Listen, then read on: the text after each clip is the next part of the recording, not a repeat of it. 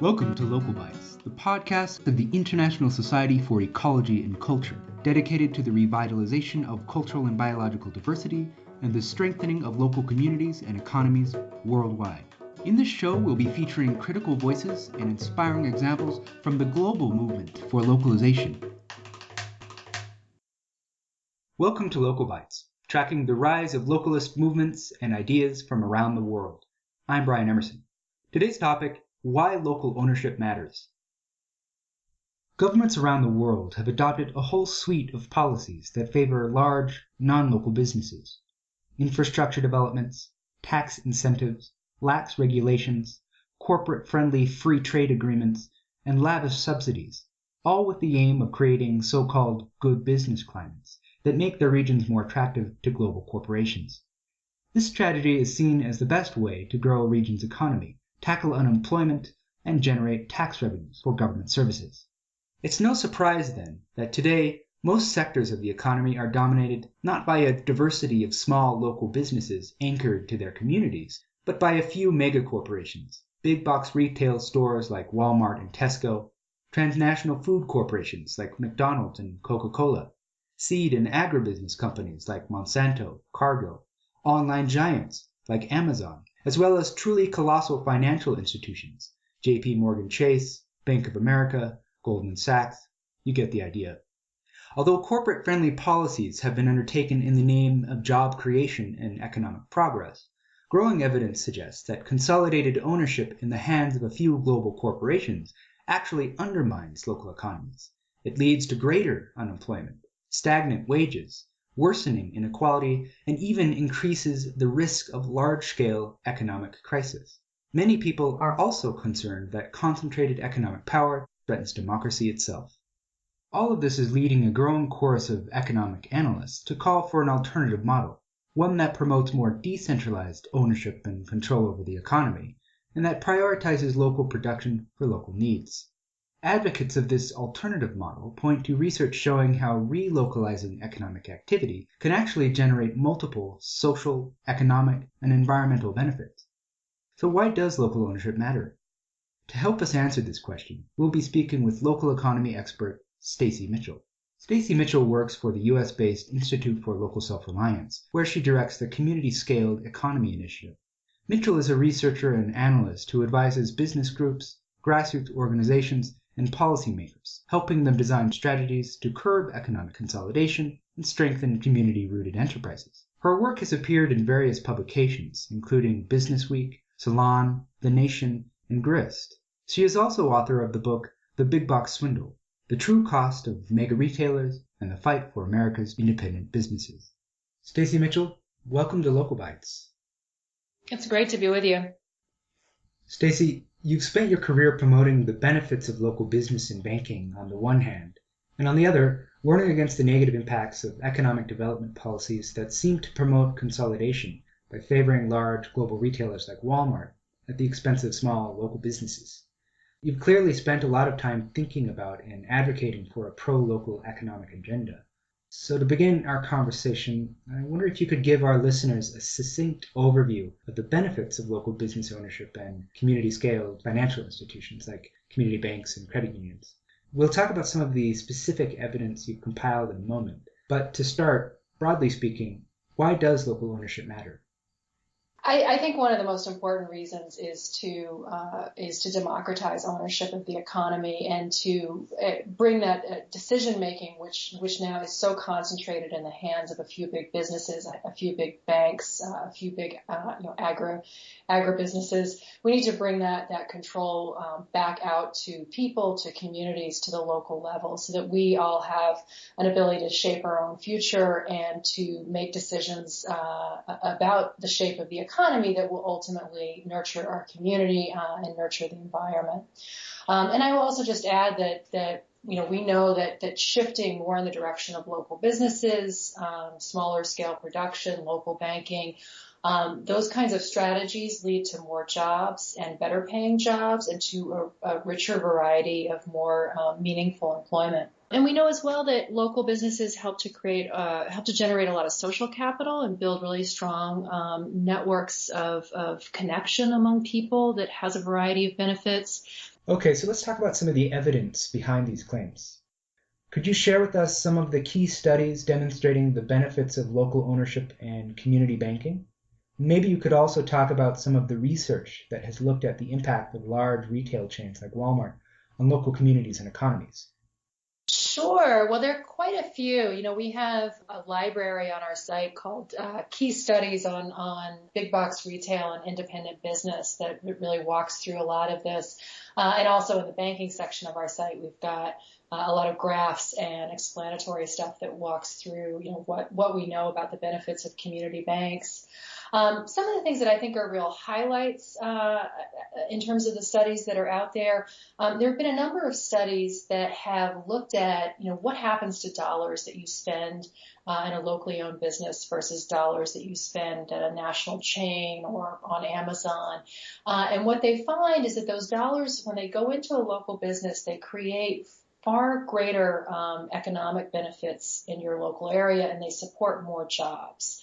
And the reason is that local businesses tend to buy a lot of goods and services locally. So they're getting their printing done at the local print shop. They're sourcing more of what they carry from local producers. They're banking at the local bank.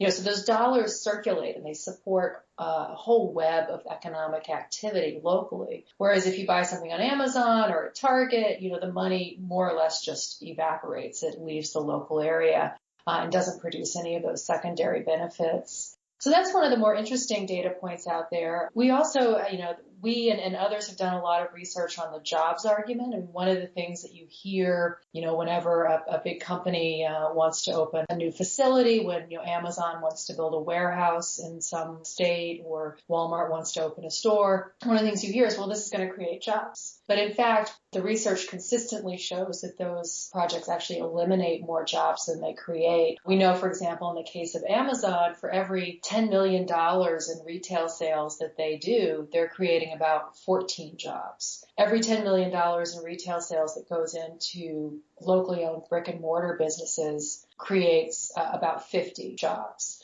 So, as Amazon grows and takes over more of the market, what we're actually seeing is a net loss of jobs, not a gain. And that's true for a lot of these big businesses.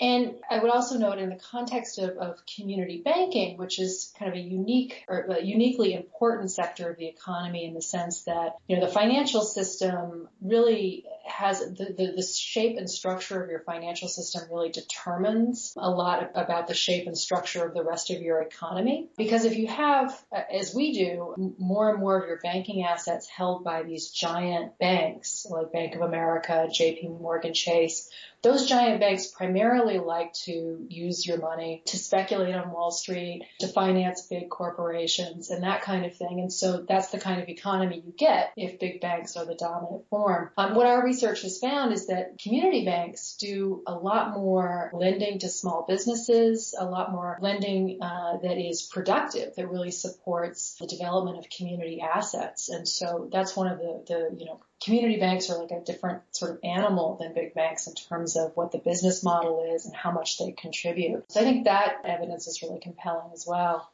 So beyond the economic impacts, I've also seen studies that have found broader social, environmental, and even civic benefits associated with higher levels of small, locally owned businesses. These more holistic assessments are quite important and really strengthen the case for economic localization. Could you talk about some of the evidence linking higher levels of local ownership with broader social and environmental benefits? Yeah, it's a really good point. There have been a number of studies now done by sociologists, primarily some economists, who have looked at comparing, communities where a larger share of the economy is held by small locally owned businesses versus communities where more of the economy is in the hands of big absentee corporations. And what they find is, all else being equal, communities that have the small business model for their economy are much healthier. They're much stronger in terms of the social ties and the levels of civic participation. People who live in communities with lots of small businesses tend to belong to neighborhood organizations in greater numbers. They tend to participate in things like going to school board meetings and city council meetings, and they actually vote more often than people who live in communities that are really dominated by big business. there are a number of reasons why that is probably the case. I mean, some of it is the kinds of environments that locally owned businesses create. If the way that you run your errands, and I mean, if you think about it, running your errands is a big part of how you experience your community. It's a big part of how you experience your local economy.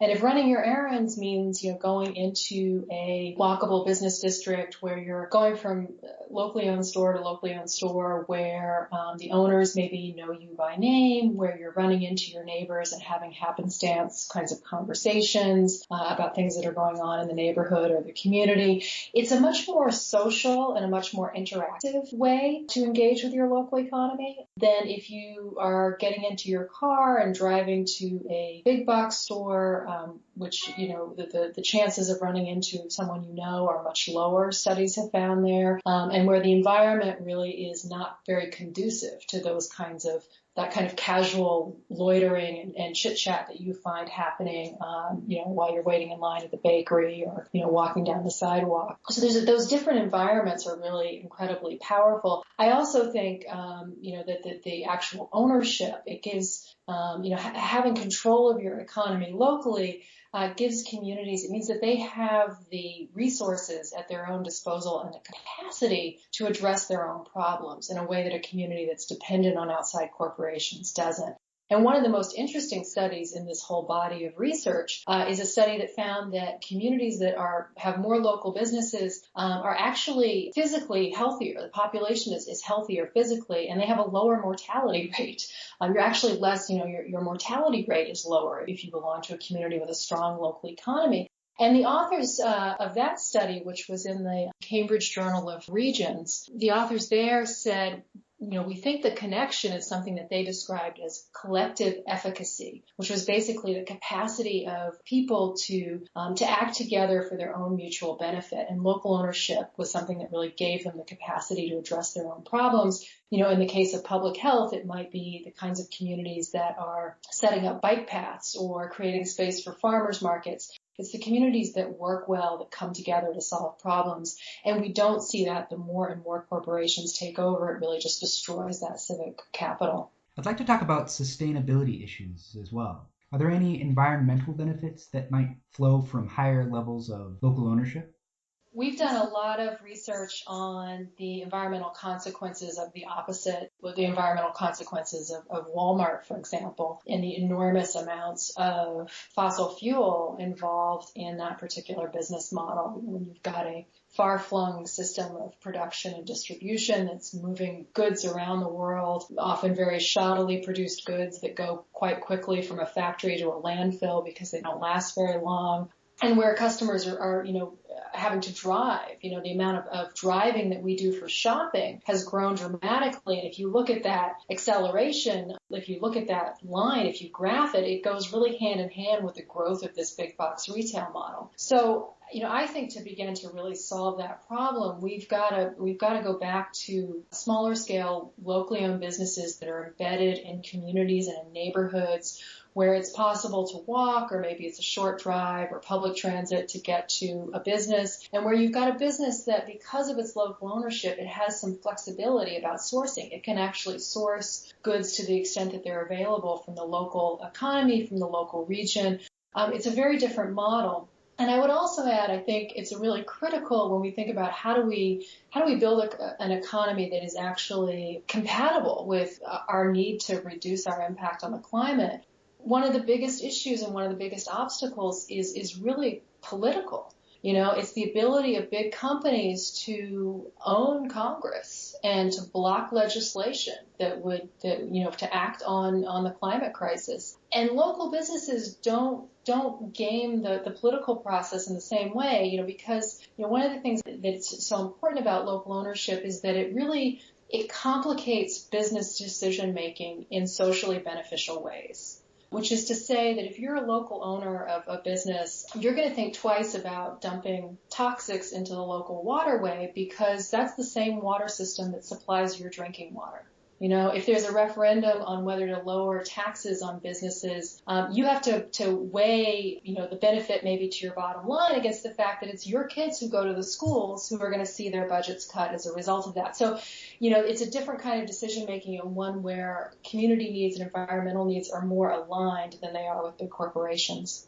Okay, so help me understand. If small local businesses and community banks are so beneficial, what's holding them back? Why do so many sectors of the economy seem to be dominated by a few large, often global corporations? Is it because they're more efficient? What's going on here? They have rigged the game. We tend to think, big companies are taking over because they're more efficient and they're better at what they do and they're out competing. And that's not really the case. The reason that they have gained so much ground is because they've used their political power to rig public policy in their favor. There's so many examples of this, and it's at all levels of government. I mean, you can see it in things like the Farm Bill, where we spend huge piles of money subsidizing farms, and over 80% of those dollars go to the largest 10% of farms in the country. So there's a reason, and those are farms that are producing, soy and corn for processed foods. So there's a reason processed foods are cheaper. It's because we're subsidizing it, and we're subsidizing the big farms, and the small scale farms don't get anything. You can look at the banking system where, we made a series of decisions in the 1990s where we went from a banking system that was very functional, heavily oriented around community banks, very stable, worked well for decades, about 50 years we had this system. And we dismantled it in the 1990s at the behest of these global financial institutions, creating, shifting the dynamics of banking regulation in such a way that it allowed the big guys to come in and take over the market. And, even in the aftermath of our financial crisis, the kinds of policies and the kinds of approaches we took to dealing with that, not only did we fail to address the problem, but the kinds of regulations and stuff that we began to put in place did more favors for big banks and further undermined community banks. And we can see it in the retail sector. We can see it in the millions and millions of dollars in development subsidies that are given to Amazon warehouses and Walmart stores.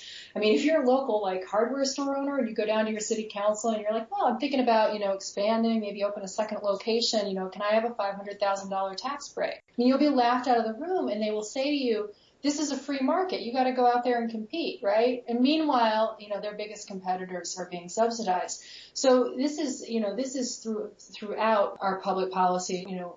Our public policy is really tilted the playing field, and that's what we need to address if we're going to shift the dynamic. You've sort of touched on some of this, but I want to push back a little bit just to be the devil's advocate. Some critics might say that small local businesses are quite wonderful, but they'll never be adequate in terms of producing the things we need and want from a modern economy. They can't solve our unemployment crisis because they don't employ enough people. They're inefficient because they can't accomplish certain economies of scale, and so on. In short, they would argue that despite the benefits of small local businesses, economic development strategies should still focus on attracting and retaining large non-local businesses. How would you respond to those critics? I think that that's a kind of worldview that reigns large, and it's commonly assumed to be true. But when you start getting into the specifics of it, it starts to become a lot murkier. I mean, take banks, for example. There's a lot of research by economists, studies that have been done, peer-reviewed journal articles, and the whole bit that consistently show that smaller banks are more efficient, that they provide services and provide loans at lower operating costs than the big banks do. They also incidentally charge lower fees and provide better interest rates. So as a consumer, you're much better off with a community bank. And then, as I said earlier, they do a much better job of actually doing the kinds of productive lending that drives job growth. So in the case of banks, I mean, the data is really overwhelming. And the data also shows that as banks get bigger, there are diseconomies of scale. So these giant global banks are actually, because they're so top heavy with bureaucracy, that they're actually very costly to operate. And again, the reason they're big is because of a public policy system that favors them, not because they're actually better. In the case of looking at the retail sector and services and so on, when you begin to look at the kinds of economic outcomes that local businesses produce in terms of job creation, the multiplier benefit, higher income growth has been associated with having a larger number of small businesses. we're seeing better economic outcomes from that kind of an approach to economic development than one that goes out and chases down a big company from away. So, I think that the data and the empirical evidence really is not there. And, and I think if you begin to go sector by sector in the economy, you see that, consistently. In the case of farms, for example, the amount of food produced per acre is much greater for small farms than it is for big farms. So I think really the question is, how are we measuring efficiency? And a lot of the ways that we have tended to measure efficiency have been about, well, how much profits can we extract? Or, yeah, it's efficient, but we're not really accounting for the environmental and social costs that are embedded in that, which we all pay whether we know it or not. So we've had these kind of ways of talking about efficiency that ignore a lot of the actual reality on the ground. And I think once we begin to shift that and think in a more holistic way about economic outcomes, there's no question that small scale local businesses win across a lot of sectors of the economy. It's not to say that there are not some sectors where a certain level of scale and size is required. I mean, when it comes to the manufacture of certain kinds of goods and things like that, it's not something that's going to be done by a 10-person business. So there's a nuance there, and it's not black and white, but our message really is that we have been going so rapidly in the direction of big and consolidated and absentee ownership. We have just been driving so hard in that direction, and the evidence for doing that is really not there, and we need to steer the ship back more in the direction of a community-scaled economy. I want to ask you a question about strategy. There are some people who support local sustainable food or renewable energy who promote the greening of large corporations as the best way to expand the local food economy or reduce greenhouse gas emissions. I've seen campaigns dedicated to getting giant corporations like Walmart to sell local food, put solar panels on the rooftops, and sell fairly traded products.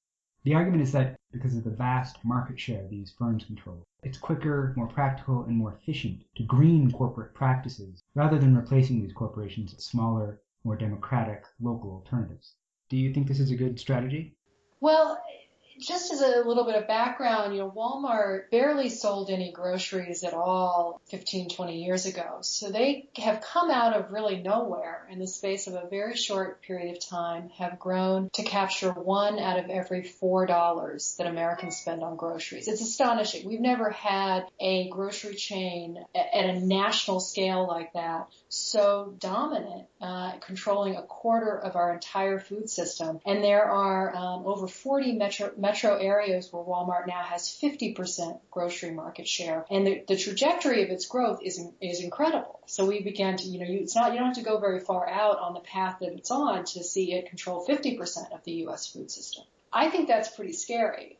And Walmart is very clever about how they talk about what they're doing supposedly on the environment and what they're doing with regard to local food. But when you look closer and you dig in deeper, what you find is what they're saying and what the reality is are very different things. In the case of local food, Walmart actually, is among the retailers that source some of the lowest percentages of local food. I mean, they're out there saying, oh, we're going to grow this, or we're going to do that, and so on and so forth. But the reality of what they actually sell is that their share is quite low. And the other thing is that what they're talking about when they talk about local, they define local food as grown within the same state. So a lot of when you see them out there saying we're going to up the amount of local food that our stores sell, what they're really doing is that they're unrolling supercenters, stores at a great pace in states like Texas and California, where you have fairly large-scale farms, and they're sourcing, industrial produce from those farms. And because it's in the same state, they're calling it local, and they're using those figures to bump up their national numbers. It's not that there aren't occasions where there are some small farms who've gotten deals from Walmart and been able to sell their produce that way and had some benefit. It's not that that doesn't ever occur. But the bigger picture here is that Walmart is going out there talking local food, not doing a whole lot in reality, and using the talk about local food in order to grow. And that's the part where I think food activists have to take a stand. Because do we really need a company that controls more than 25% of the U.S. food system? And what are the long-term implications of that for, small-scale agriculture, for sustainability, for democracy? I mean, Walmart's takeover of the food system thus far has already had,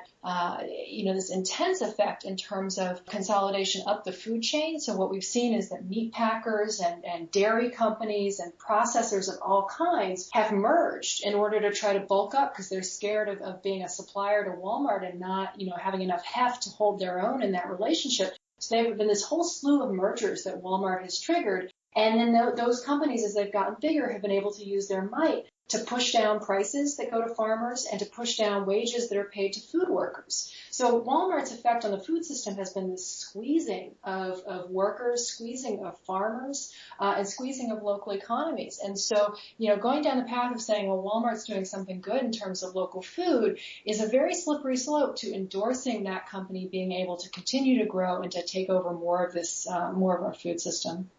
In 2012, you delivered a TEDx talk that I really urge all of our listeners to watch.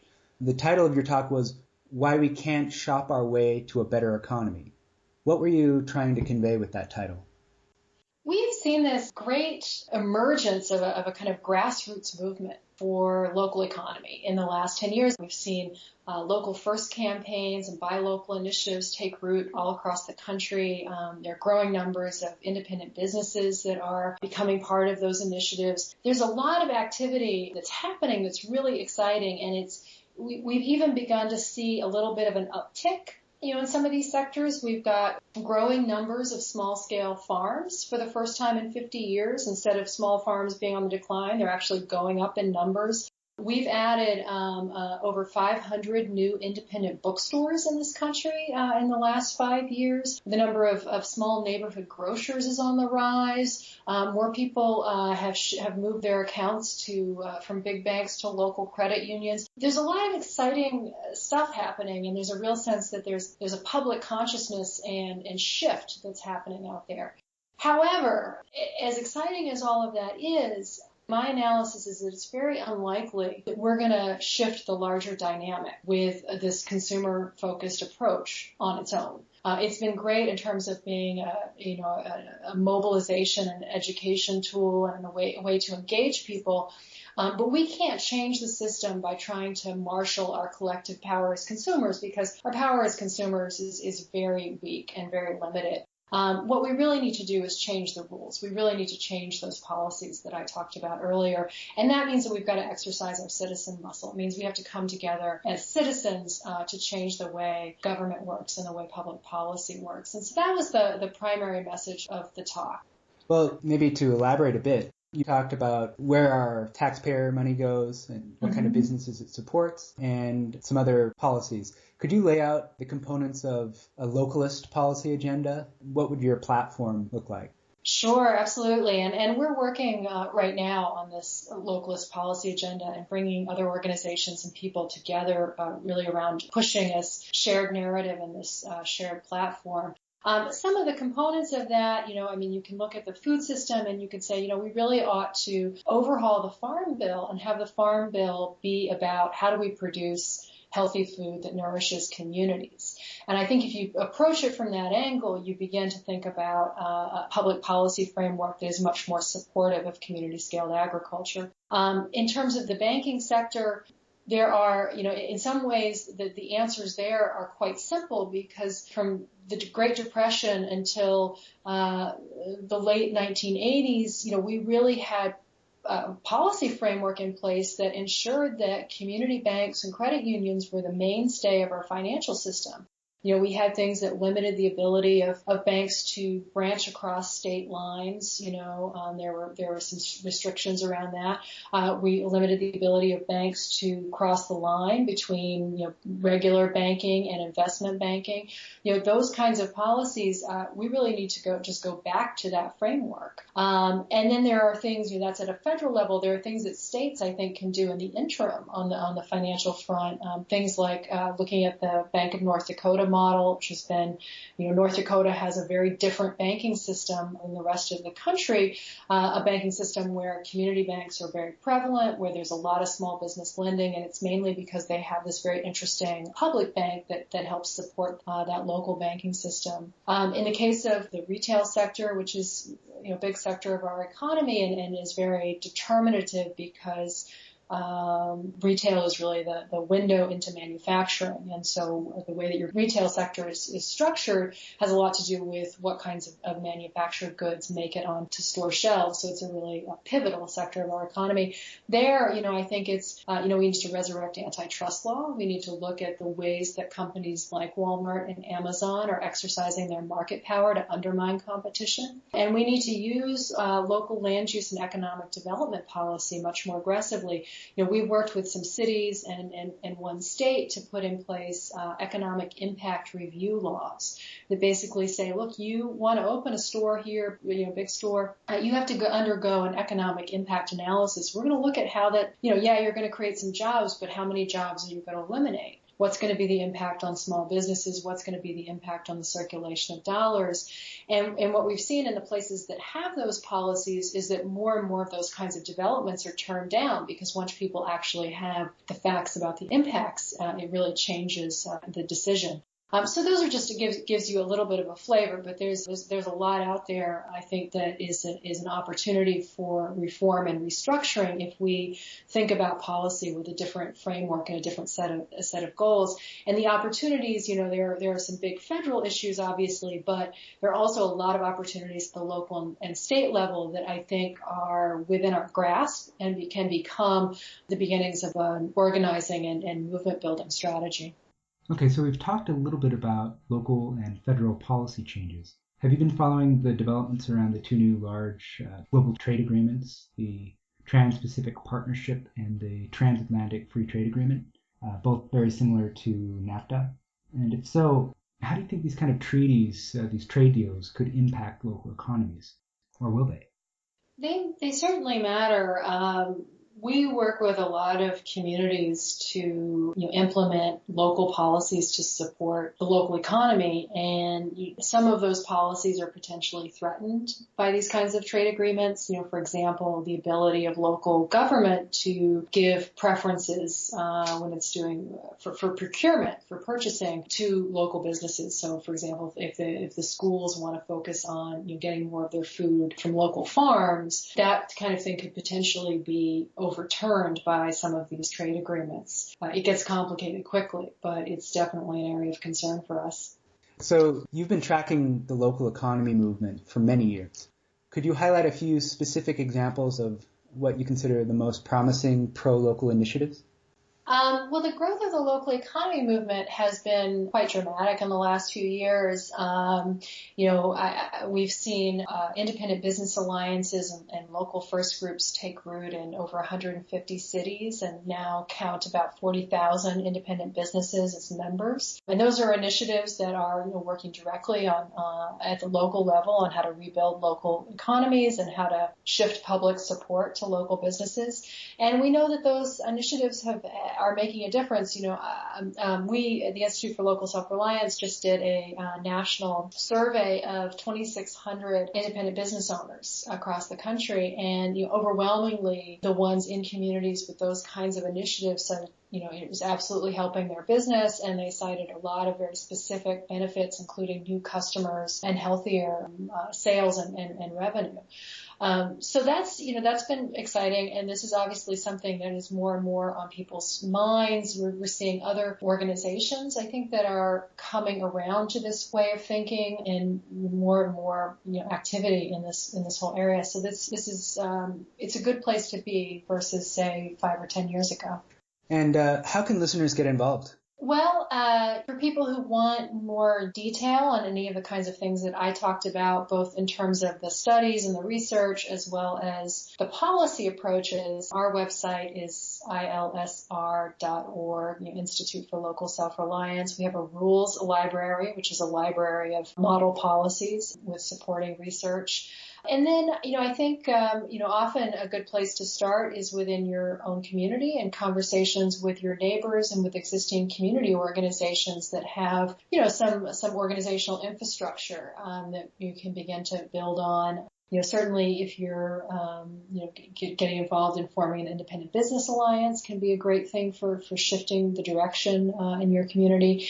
And then there are lots of state and regional organizations that are working on these issues. So I would definitely say, be looking for those organizations and getting involved in what they're doing. Well, Stacy Mitchell, thanks so much for taking the time to speak with me today. Yeah, it's been great talking with you. I really appreciate it. You've been listening to Local Bites, a podcast series from the International Society for Ecology and Culture, dedicated to the revitalization of cultural and biological diversity and the strengthening of local communities and economies worldwide. Join us next time for another episode of Local Bites.